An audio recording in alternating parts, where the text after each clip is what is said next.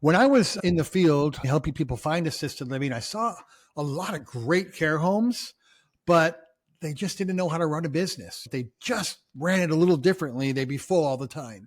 So after seeing 30 years of that, but also seeing some very good run care homes, I put an idea in my mind. If I could put all these 30, 40,000 homes that I've seen into one package, what would it look like? Welcome to the RAL Room Assisted Living Podcast with your hosts, Charlie Cameron and Alex Schlow. This is your go-to show for cutting-edge insights from industry leaders in residential assisted living. Whether you're ready to launch your own assisted living business or looking to invest in this fast-growing, high-impact sector, we are here to equip you with the tools, strategies, and confidence you need to succeed. Get ready to ride the silver tsunami and change the future of senior care. Now on to today's show. Welcome back to today's episode of the RAL Room Assisted Living Podcast. I'm your host, Dr. Alex Schlow, and today we are thrilled to have Chuck Bongiovanni on the podcast. Chuck, do you mind giving us a brief introduction to you, where you are right now in your assisted living journey, before we jump back in time to how it was started? Sure. Good to be on, Alex. So where we are now, I am the co-founder and CEO of Majestic Residences franchise system. We are a franchise system for residential care homes. Awesome. That is great. Looking forward to diving more into Majestic Residences and what the franchise model looks like. But tell us about your journey into the world of residential assisted living. How did you get started? Sure. I started when the dinosaurs walked the earth. It actually started when I was a social worker. I graduated from ASU and got a job with a home health company.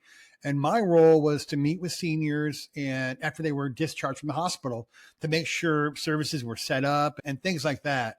And I got a call from my boss and she said, hey, we have a new patient that you haven't seen yet that is in a small residential care home. And she's really mad and she wants to get out of there and she's threatening to put chairs through the window to leave. And so they asked me if I would just go over and just talk to her a little bit. So I went down to the home and it was known, I knew the home, it was known more for Alzheimer's and dementia. And I walked in and found a 74-year-old woman with no dementia at all. The only one that was confused in the room that day was me. And I asked her, hey, how did you find this place? Or how'd you end up here? And she said, my daughter, this was the only place that she knew because she drove by it from work every day. I gave the daughter a call, of course, and ended up helping her find a more suitable place. And then on the way back from that phone call, I was driving back to the hospital and I thought, you know what? This must happen to a lot of families. So a lot of families must not know where to go. So on the way to the hospital, my brain was churning and I thought, what if we created some kind of like a real estate model, but to help families find assisted living? And this was about 34 years ago. And this was before Place for Mom and all the online companies and all that kind of stuff. Started a small company that, like a social work practice at that time for me. And that developed over the years. We decided to franchise that in 2009, and that's where Care Patrol started. That's my first company. Grew that. I think right now we're up to 234 franchisees in the U.S. and in Canada. I sold a majority of that to private equity in 2018, and my wife is running that company now. And I started Majestic Residences in 2020, right in the middle of a pandemic, which was absolutely crazy. And here we are today. We have 19 open homes, another 8 that are in process of opening, and 1 in the Dominican Republic. Wow, that is awesome. Yeah, what a perfect time to start a franchise company with Majestic Residences during the pandemic. Right in the middle of the pandemic. But the small care homes did really well. It's those big places that got hit very hard. But the problem is a lot of people in the general community didn't know that. So they thought all of us were bad. Yeah, absolutely. I was going to ask what was the most surprising challenge you faced when you were getting started or when you were starting your businesses? And I guess the pandemic probably was pretty high on the list. Were there any other specific challenges that you remember facing maybe in Care Patrol or in Majestic Residences? Yeah, 9/11 was a big one for us because in 9/11, everyone wanted to keep mom close. So there was about 6 months there where people were just not choosing assisted living. They were finding ways to keep mom in her home and such. You see these things over time, whether they be the housing bust or whatever kind of things that you face out there. The good thing is, shall we say, is that a pandemic or these kinds of things can't stop aging. So that's why assisted living, especially residential care, is so perfect, because you can't stop aging. You can't stop that process. And no matter what's going on economically, people are going to still need to be in places that can take care of them. Yeah, absolutely. Silver tsunami is coming and it's not going to be stopped. That's for sure. The only thing guaranteed is death and maybe taxes. Maybe tax. So, yeah, Depends on yeah, how good exactly. depends on how good your tax guy is. Yeah, exactly Yeah. right. Exactly right. That's awesome. So tell us a little bit more about Care Patrol and what that company does. And if you're open to sharing what it's like to package up a business for private equity, I think that'd be really cool and insightful Yeah, as well. sure. It has grown quite a bit since the Riverside company took over. I think we've added another 80 franchises or so. We sold it with about 150. That process, to be very honest with you, was very challenging for me because I had to keep a secret for 8 months. Because the due diligence process, anytime when you're dealing with private equity, they not only look under every single rock, they actually break a couple of rocks to look under those rocks. So for 8 months, we had to keep it quiet and do a bunch of reports asking the same question 4 times, 4 different ways. It was challenging, but it was all for the good. That's awesome. Yeah, that sounds a little bit like the military. Yeah, absolutely. Yep. That's cool. And then pivoting into Majestic Residences, let's talk a little bit about the franchise model for residential assisted living. What led you to start that business as well? That's a great question. When I was in the field helping people find assisted living, I saw a lot of great care homes, but they just didn't know how to run a business. They just ran it a little differently. They'd be full all the time. So after seeing 30 years of that, but also seeing some very good run care homes, I put an idea in my mind. If I could put all these 30, 40,000 homes that I've seen into one package, what would it look like? And that basically looked like an upscale home with technology and with the newest things out there for families to take advantage of. That's fantastic. Once open, a common challenge that we're seeing with folks and that you mentioned as well is getting and staying fully occupied with great residents. What would you say has been a key to success when it comes to finding residents for the home and increasing occupancy? Yeah, for the Majestic Residences franchisees, they're lucky because I was the founding president of the National Trade Association for Placement Agents. So to say I know 600-700 agents is very true. So that helped right away for our homes because we had that instant introduction to all the agents in the city. But then we introduced them to home health and hospice, and what sells a lot for our homes, again, is our technology. Families will go into our homes and compare them to other homes that don't have the things that we have. And it makes a big difference because the person who's looking right now, the daughter or the daughter-in-law, because us guys aren't good at this. So the daughter or the daughter-in-law, she's in her 50s and 60s. The behavior that triggers that purchase response is value. Value doesn't mean the cheapest home. Value means the best for the dollar. So when they come in our homes and they see all of our software and everything that we offer compared to going to the home down the street, it's pretty much night and day. Now, we may charge $500 to $1,000 a month more, but that trigger is value, and they see that value in our homes. Yeah, absolutely. What's some of the technology, if you can share some of the Sure. technology that you guys offer that kind of sets you ahead from that perspective? Sure. It starts in the front door. When you walk in the very front door, we use what they call scent technology. A lot of businesses use them, Abercrombie and Finch, the W Hotel. And it isn't just smelling good. Most people say, I need to spray something so my home smells good. It isn't that. We actually work with scientists to come up with an aroma just for our home that triggers endorphins in your brain to feel comfortable and safe and secure. So not only does it smell well, there's a technology and science behind it. So that's one of the things. We have an incontinent program that uses radio waves to detect whether an adult brief is wet or not. A lot of families, they'll see mom in a hospital or in a nursing home, in a rehab, and that'll be the first time that they notice that mom's in a wet brief for an hour or so. And when they come to our homes and they see that we can detect a wet brief in milliseconds, it alerts the caregiver knows, and we're able to change those briefs immediately. That's a big relief from families. Of course, all the software to run the home, the pharmacy connection. We use the robotic what we call the Majestic Residences TV. So it's technology that we built, which is like the Netflix for seniors. So I used to hate when I walked into a care home and they got all the residents around the TV and they're watching Jerry Springer or they're watching a soap opera in another language. You know what I mean? That's not cool for the residents. So we packed this software with old TV shows that they may watch, Dick Van Dyke, those kinds of things. We put in their movies also.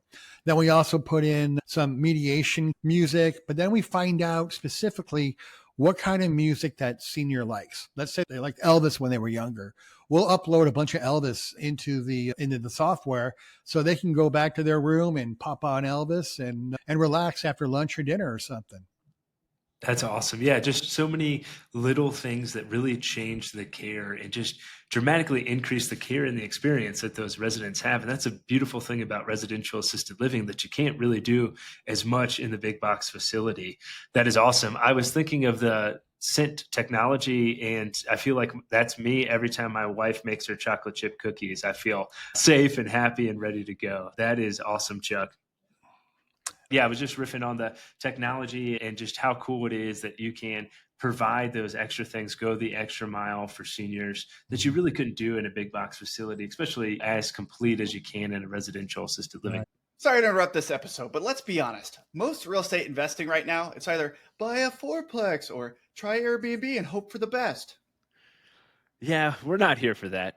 We're here to show you what we believe is the most overlooked high cash flow real estate strategy in the game right now. You guessed it, residential assisted living. It's literally the one place in real estate where you can net six figures on a single home and feel like a decent human being at the same time. You're helping sweet old ladies eat pancakes and play bingo and live longer through better care. You tell me what's better than that. So we're hosting a free live webinar called How You Can Create Financial Freedom with Residential Assisted Living. No fluff, just value. And it's happening at 8:30 p.m. Eastern Time, 6:30 Mountain Time. No excuses. It's online. Put on sweatpants. We won't judge. We'll break down why residential assisted living is the best opportunity right now, the 5 steps to take down your first home, and how to set up a business that makes a real impact and real money. Spots are limited, so don't be that person who DMs us in 3 months saying, wait, is it too late to start? So hit up theralroom.com/webinar and register now. Be the hero your grandma already thinks that you are. We'll see you there. Pancakes not included. I think the other thing that's very important is the culture of the home itself. We adopted 4 values. We call it the welcome home, where home stands for honest care, observant care, memorable care, and empathetic care. And those are kind of things that we really work hard with our caregivers. We call our caregivers resident ambassadors because they're more than just caregivers. And we really work with the caregivers to share those values and live those values throughout the home all the time. Like in a situation, how can I make this more memorable for the resident? Or how can I be more observant of this resident? See those subtle changes from day to day. So we really work hard with our resident ambassadors to key in on those 4 values that make the home better and the care better. Absolutely. And that's a cool title to give caregivers too. They're the vital part of the team. In terms of finding caregivers, hiring caregivers, retaining caregivers, do you have any insights or tips or tricks for doing that? Yeah, I hear all the time from care homeowners. Amazon down the street is paying $27 an hour. They're different kind of people. I don't think a caregiver would last at Amazon. And that's nothing against the caregiver. They're different. They have a different heart and a different makeup than, let's say, an Amazon worker. I really think that the more you include your resident ambassadors, your caregivers in the care, in the tour even, and make them feel like they're part of the team, I think that really helps the recruitment and keeping them. When I walked into a home with families to tour them to a home, it was really weird because the caregivers would just disappear. They would just disappear. And families don't want to see that. Families want to know who the caregivers are, not just the owner. Now, it's important that they know the owner, but I think it's really important that they get to meet the caregivers too. And if you tell your caregivers to disappear or stay quiet during a tour, that's the worst thing you can do. We make sure that during tours, our caregivers are introduced. We have an employee wall, which is a wall in the home with a picture of all the employees with some questions, where they came from, how long they've been in business. We want them, or how long they've been in the industry. We want them to feel like they are not only part of the team, but the team. And families notice that, and so do the caregivers. Yeah, absolutely. And so do the residents too, for sure. Yeah, that is awesome, Chuck. What is a mistake that you see new RAL operators make, and how can they avoid that? Great question. I see a lot of brand new homeowners being very timid on their tours. Almost, please come to my home instead of being confident and knowing that they have a good service and a good product. And I see also happening a lot, which I think is horrible, is discounting.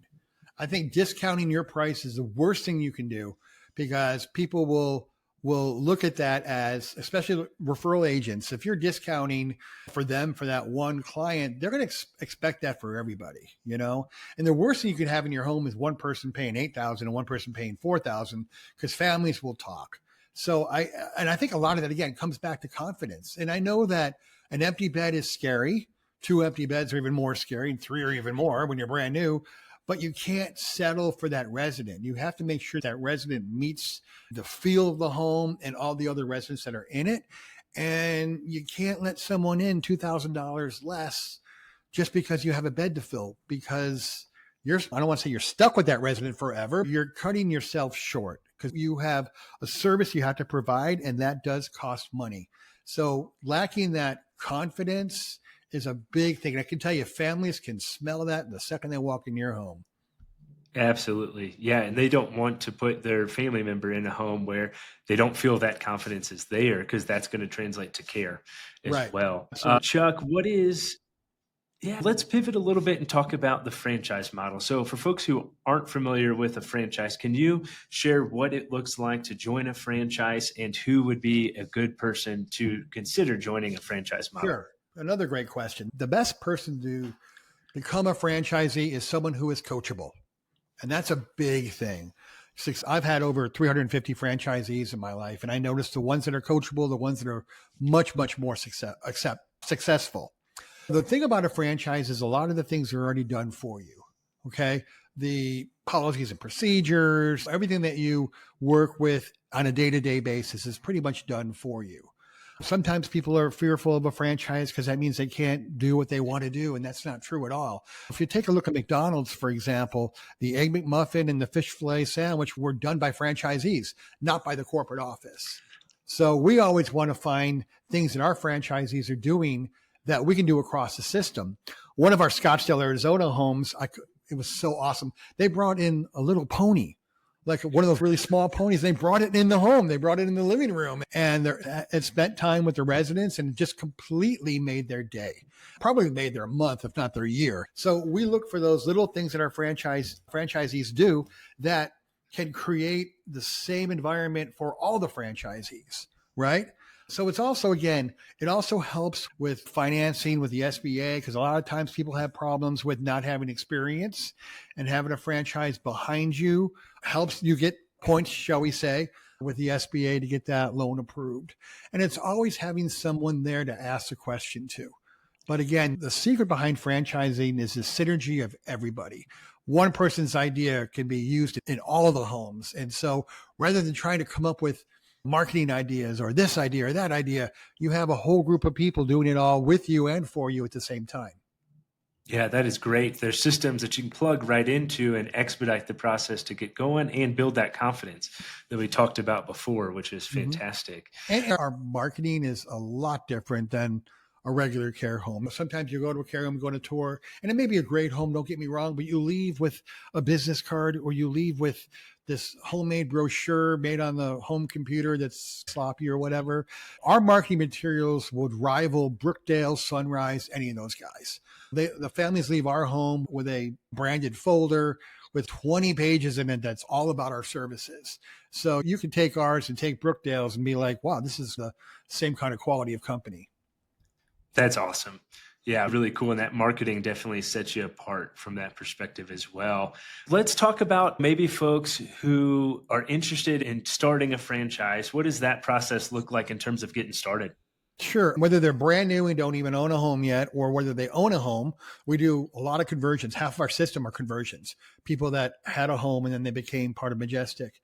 And we have a series of steps. We want to make sure that we are finding a quality franchisee, and then they're happy with us. So we have a pretty thorough vetting system that we put them through. One of the things we do is first we'll have a meeting and talk about the system itself, but then we'll have them go out in the community, do some market research, walk in their competitors' homes, act like they're looking for their mom or dad, tell them exactly what we're looking for, what they're looking for. We have a series of business building skills tests that we give them because we want to know beforehand if someone scores low on HR, for example. We know that during training, we have to spend a little bit more time with them on human resources and how to work with employees. So we do a lot of those kind of testing in the background. So we know if that potential franchisee will be someone who will be successful. We don't want to bring on someone that wouldn't be successful. It wouldn't be good for the brand. It isn't good for themselves. There's a lot of investment involved here. The last thing we want to do is bring on someone who we don't think will succeed. Yeah, absolutely. And it all goes back to the care that residents are receiving. We want to make sure it's a win-win for everybody. Absolutely. That's awesome. Yeah, Chuck, let's pivot. Let's talk a little bit more about current industry trends, future outlook, those sorts of things. You obviously have a strong pulse on the assisted living industry. So what are some of the biggest trends that you're seeing right now, especially in the residential sector? Well, the biggest thing I'm seeing right now is in the big box, which affects the residential. What I'm seeing now is because of the caregiver crisis, the bigger places have to hire a lot more caregivers, which puts them more at risk for call-ins or people quitting and those kinds of things. What I have seen in the last year or two has been that the big boxes are trying to get younger residents, not only because they can live there longer, but they have less care. So if they're focusing on the, let's say, 76 plus resident, that 76-year-old doesn't want to be around old people. And who are those old people? The 84-year-olds, the 82-year-olds, the people that are in walkers or in wheelchairs. So there's a lot of pressure on the big boxes to try to find more healthier people. And with that comes, hey, Mrs. Johnson is requiring a lot more care. Maybe we need to have Miss Johnson go somewhere else, which is perfect for a residential care home because that's our space there. I think a lot of residential care home owners think that they want that person who is independent and doesn't need much care. Those people are going to the big boxes. They're not going. I tell people all the time when they ask me, what kind of resident are we looking at? I said, this is not the Golden Girls. These aren't people that are going to get in Millie's car and go drive to Walmart and come back to your care home a couple hours later. So that's the kind of person that the big boxes are really going after right now.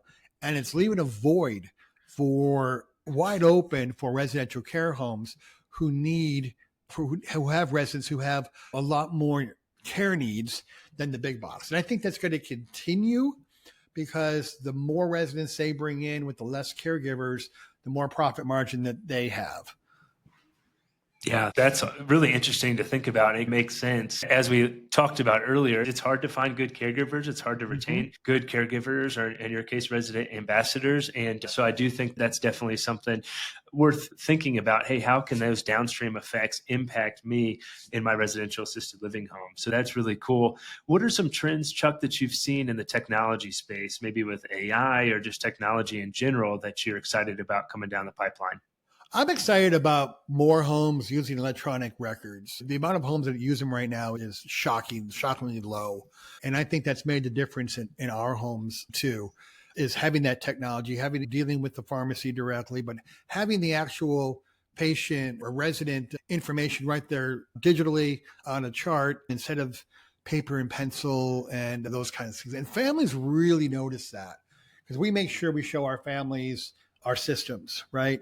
And they'll go to the next home and be like, so how do you document? Oh, we take out this folder and it's full of papers that are flying out and stuff. So I'm really hoping that more care homes really step it up. Now, I've been in the industry 35 years, and I have seen a big difference with residential care homeowners who I'm going to call old school versus the newer ones that are coming out. And I do see a riff. I see a lot of the old school homeowners being upset that, look, those investors are coming in. I work in my home 20 hours a day. Families don't like to hear that anymore. 30 years ago, I'd bring a family through and the care home owner would say, I live here. And the family would be, this is great. But now if you bring a family in and the home owner says, we live here, they leave skid marks, right? The family wants to see it run more professionally.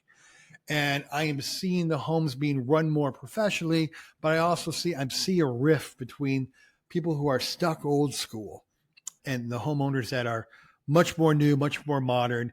And those old school homeowners, they don't know how to raise their prices, and they're not going to make it. They're not going to make it in the long run. Yeah, I think what's going to happen is a lot of those old school homeowners are then going to sell to the newer investors who are going to come in and run it more efficiently, what we think would be more right from that perspective. Absolutely. Yeah. Chuck, with the silver tsunami upon us, how do you see the industry or model evolving in the next 5 to 10 years? What do you think that's going to look like in a 10-year time horizon? Yeah, let's go 10 years. I see much more technology, and I actually see much more collaboration with insurance companies, possibly Medicare, those different entities coming in. 10 years ago, before now, some of the things that are out there, the care homes now, you would have never thought about, right? So I see a lot more as the health industry tries to be more efficient. I can see that occurring more with the residential care homes too, more of a partnership with maybe the hospitals and insurance companies and those kinds of things.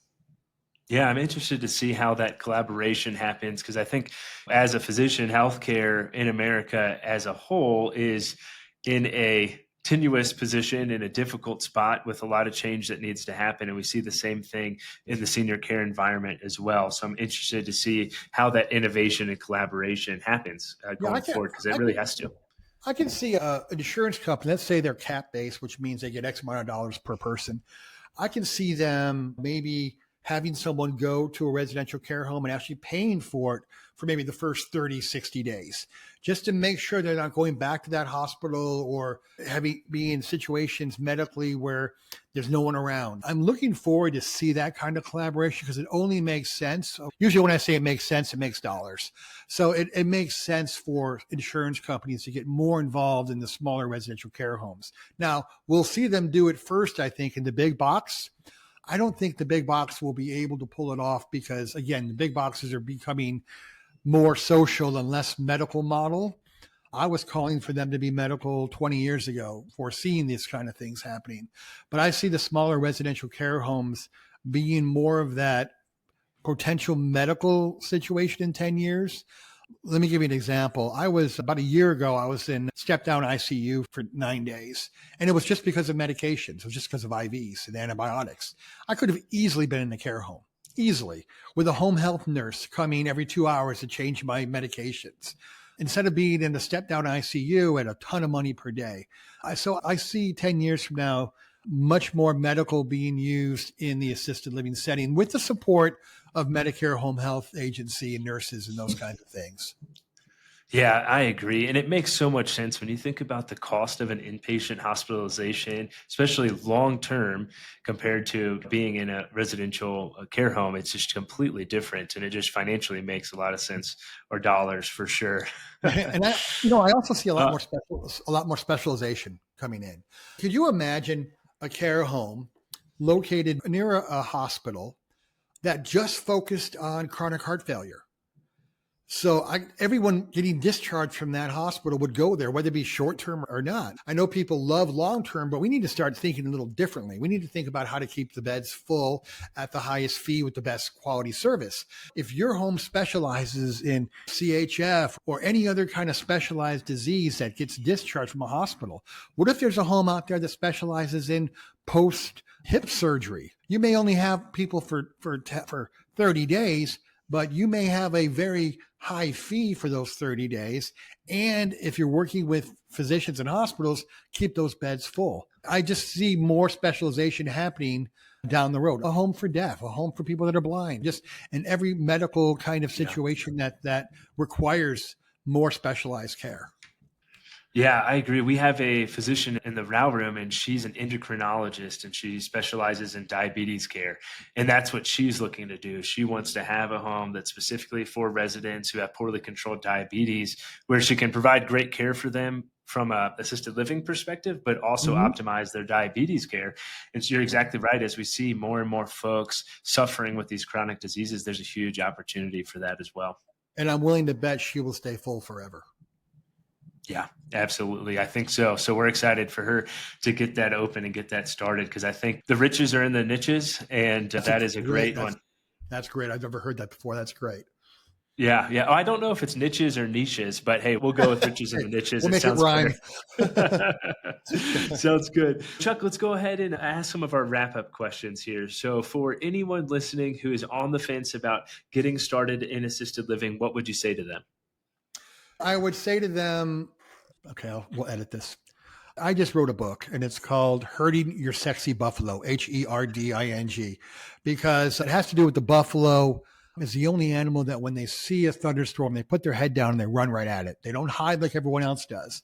And when the storm comes, it's actually it's much more stronger at that point when they're running away than if they would have ran into it. I see a lot of homeowners or potential homeowners get to that line and then just stop. Too many potential people don't just say, I'm taking the risk and I'm going for it. And what they forget is that while they're delaying for whatever reason, someone else is saying, I'm in the market and I'm going for it. So I think that's very important to just put your head down and run into that storm and face it head on and open that home. You've been thinking about it for a year now, right? Maybe even longer. Stop making excuses and just make it happen. I really like that too. Yeah, and the chances of the buffalo being struck by lightning is really low. So Pretty just low. run it. Yep. Yeah, Yep. that's awesome. I like that. That's a cool analogy. Before we go, what's something that you're working on right now that you're passionate about? Right now, I am just completely passionate about getting more franchisees in and building this franchise even more. I'd love to have 100 homes here soon. I would just love to be able to create that sense of community for everybody. That's beautiful. That is awesome. How can listeners learn more from you and reach out to you? Yep. Our website is www.discovermajesticresidences.com. And that's just full of information, not only about us, but about residential assisted living also. And then I think they need to just keep listening to podcasts like yours. Thanks, Chuck. Really appreciate it. And thank you so much for your time today and joining us on the podcast, sharing your insights. It's been awesome to learn from you. And again, thank you so much. Thanks, Alex. It's been a great time. Absolutely. Awesome. Thanks, Chuck. Take it easy. Yep, you too. All right. Bye. Now- Thank you for tuning in to the RAL Room Assisted Living Podcast. We hope you found today's episode insightful. If you enjoyed it, make sure to leave us a raving 5-star review. And a quick review helps more listeners find the show and more seniors get the exceptional care they deserve. And don't forget to subscribe so you never miss an episode. And just so you know, we have prepared some free resources for you to help you succeed in residential assisted living in addition to this podcast. Head over to theralroom.com, that is the RAL room.com, to download our free 10-step guide to launch your first or next residential assisted living home, or our 10 reasons to passively invest in residential assisted living ebooks. And if you're ready to take the next step and make real moves in the RAL industry, join us in the RAL Room Mastermind. It is an exclusive community where we deep dive into everything you need to launch and grow your own residential assisted living business. You'll get access to recorded courses, live calls with industry experts, a RAL calculator, resources and tools, like-minded entrepreneurs, funding opportunities, and an expert networking community to help you along your journey. Be sure to join us next time on the RAL Room Podcast as we continue to explore the world of residential assisted living with more great guests. See you then.